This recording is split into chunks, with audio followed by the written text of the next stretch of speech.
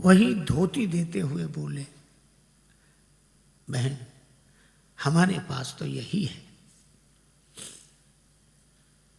श्री सीता जी ने कहा कि नहीं नहीं भैया, मेरी माँ के पास 2 ही धोतियां हैं, एक तुम ले आए।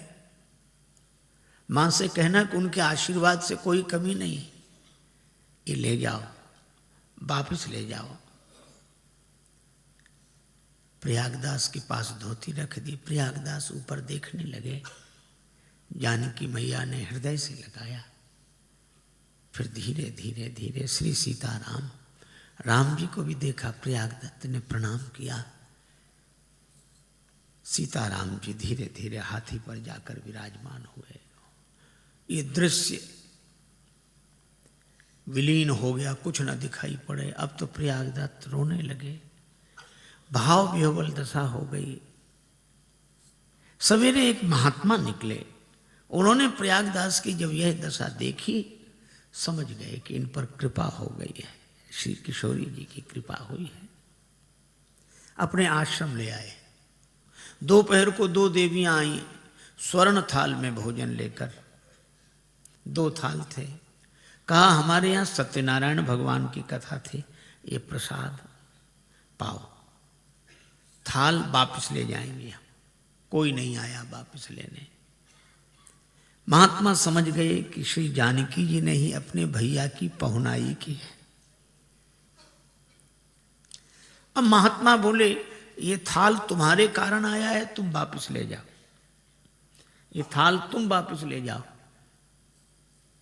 और प्रयागदास कहें कि मैं बहन का ये थाल लेकर जाऊंगा तो मां विरोध करेगी। आपके आश्रम में आया है, आप ही रखो। दोनों ने सलाह करके स्वर्ण के वे दोनों थाल वशिष्ठ कुंड में डाल दिए। और प्रयागदत्त सवेरे चले।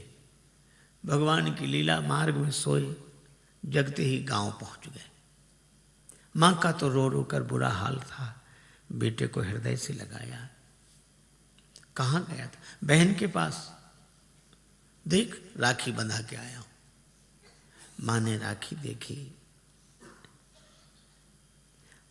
प्रयागदास कह रहे थे कि दिन में तो कोई पता लगा नहीं। प्रयागदत्त बोले कोई पता नहीं लगा, बहुतों से पूछा, लोग कहते थे भगवान हैं और क्या, पर रात को आए थे, अकेले में आए। और ठीक भी था, अब इतने बड़े आदमी सबके बीच में कैसे ये बतावें कि मैं उनका भाई हूं।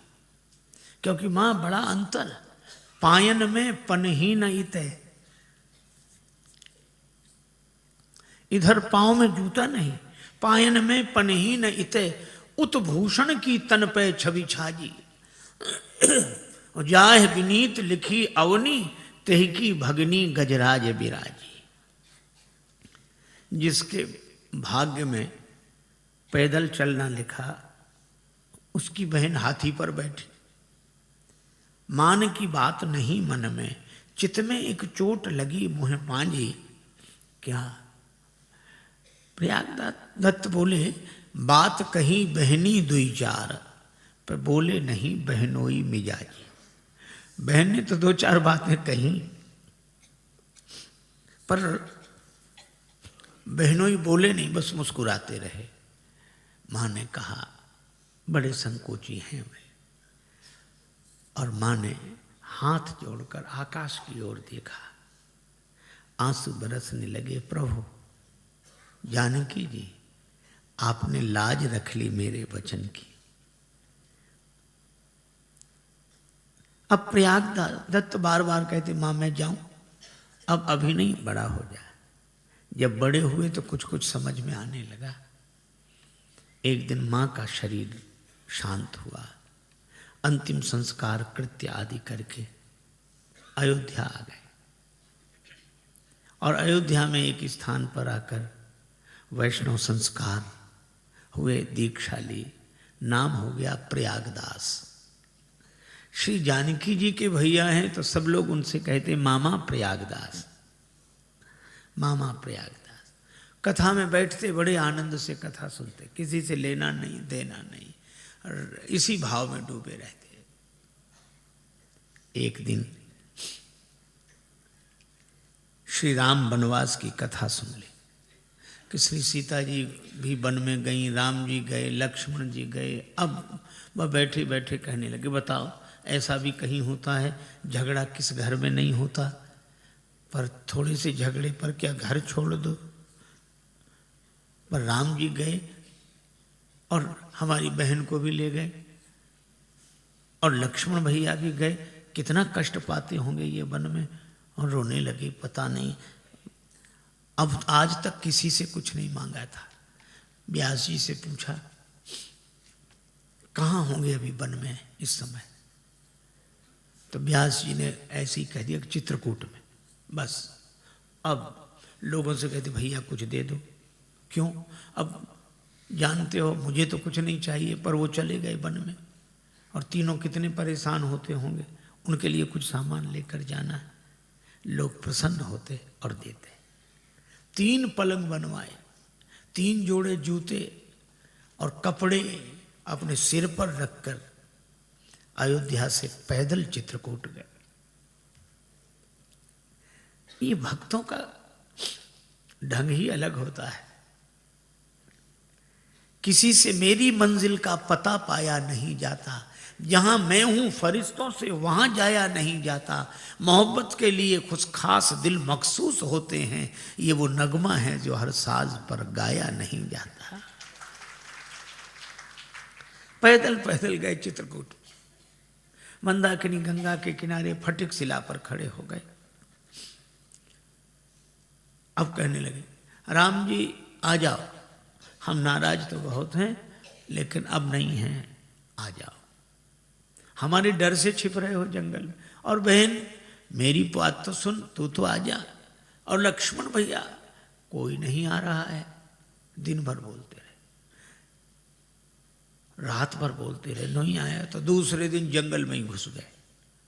अब चित्रकूट का जंगल, मंदाकिनी के उस पार का जंगल, झाड़ियों में कपड़े उलझे पर बढ़ते जाएं। भगवान से रहा नहीं गया, प्रकट हो गए। श्री सीता राम लक्ष्मण को देखा तो चरणों में गिर गए। फिर आंसू बहाते हुए बोले, घर काहे को छोड़ दिया? और ये बहन ने भी तुम्हें नहीं समझाया? और लक्ष्मण भैया तो चाहते ही यही थे कि वन में चले। लो अब ये पलंग पर बैठो, ये जूते पहनो, ये कपड़े हैं, आराम से रहो। भगवान ने कहा, हम वनवासी हैं, नियम है, पलंग पर नहीं बैठेंगे, जूते नहीं पहनेंगे। तो बोले, पलंग पर न बैठेंगे न पहनेंगे जूते, बड़े व्रतधारी के बेटा बने। अरे ऐसा किस तरह का नियम? सुख से रहो। और रोने लगे। श्री जानकी जी ने कहा कि प्रभु इनको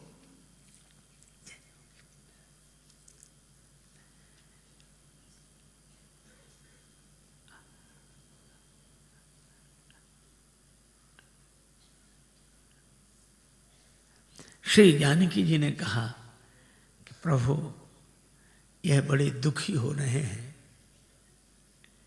इन्हें अपने साकेत का दृश्य दिखा दीजिए। भगवान ने साकेत का दृश्य उपस्थित किया। इतना ठाठ बाट, और ये जो प्रयागदास ने देखा, कहने लगे, अरे भाई तुम तो बड़े ठाठ से रहते हो।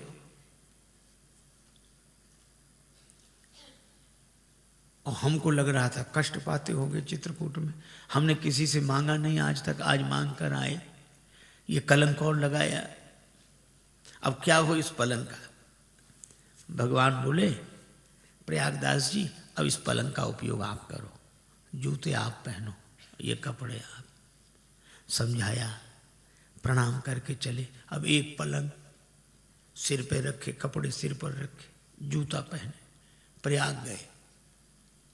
और प्रयाग में था माघ मेला, तो प्रयाग के पहले ही एक नीम के वृक्ष के नीचे अपनी खाट बिछाई।